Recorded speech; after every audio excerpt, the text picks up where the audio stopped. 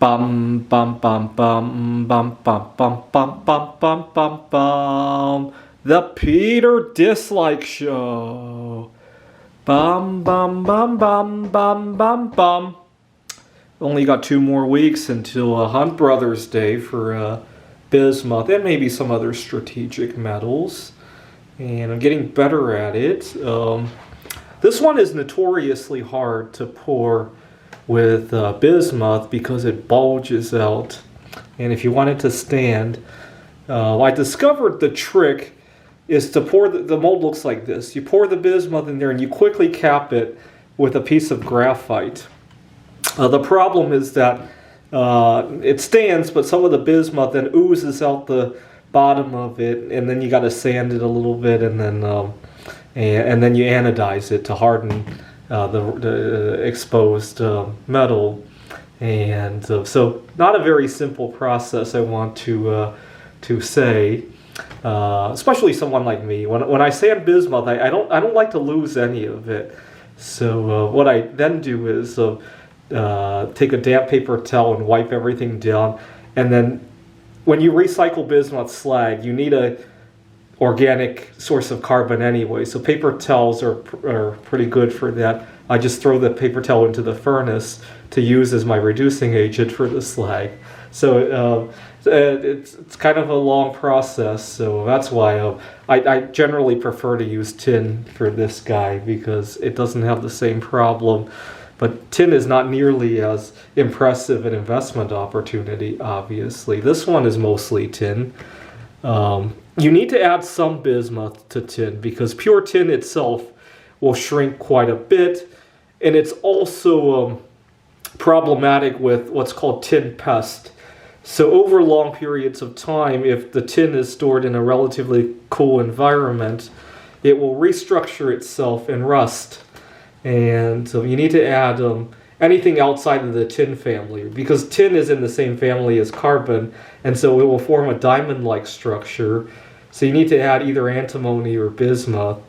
So I add 10% bismuth, and I call it 22 karat tin.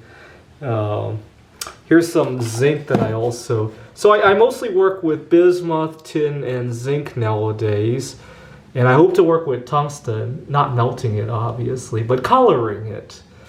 I'll have to think about or research about if it's possible to anodize tungsten. I hope to, I play backgammon, and backgammon has what's called a doubling cube, and it has 2, 4, 8, 16, 32, 64 on it. If I figure out how to anodize tungsten or color it in some way, what I'll probably do is start by putting labels on the cube to cover it up, right? Cover up the shape of the numbers, and then color it somehow, either with heat or with electricity. Anyway, so we only got 2 more weeks until Hunt Brothering bismuth, but it's already, even if I don't successfully Hunt Brothers bismuth, and I actually hope not to, because I'm really having a blast making art out of it. I teach at a community college. We have a lot of Asian culture people here, and they're fascinated by the stuff that I'm making. So I would hope that this goes on a little bit longer, right? Actually, tomorrow if I wake up and I find that bismuth, right now it's about $6.50 a pound. If I find bismuth selling for $2 a pound, I'll actually be the happiest man alive, because I'll significantly increase my audience at the art show, right? So some people like what I do. They can't really afford my asking price.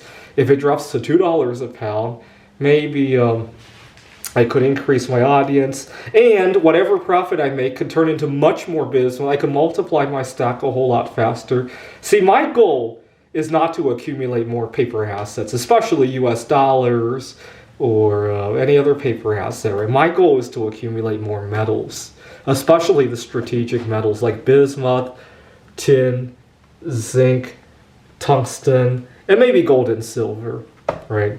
So the lower those things go, the better, right? Also, keep in mind, even if none of those metals are falling, if the ratios change, that's good too, right? If tomorrow I wake up, maybe bismuth goes from $6.50 a pound to $10 a pound, right? But the silver goes from $20 an ounce to $80 an ounce, right? I could trade my bismuth or silver for bismuth and make more art out of it. Or conversely, if it's the other way around, I could take some of the profits I make from making art and buy silver instead, right? So I'm actually more curious about the ratios than of the prices relative to paper. This is the Peter Dislike Show. Bum bum bum bum bum bum bum bum bum bum bum bum. The Peter Dislike Show.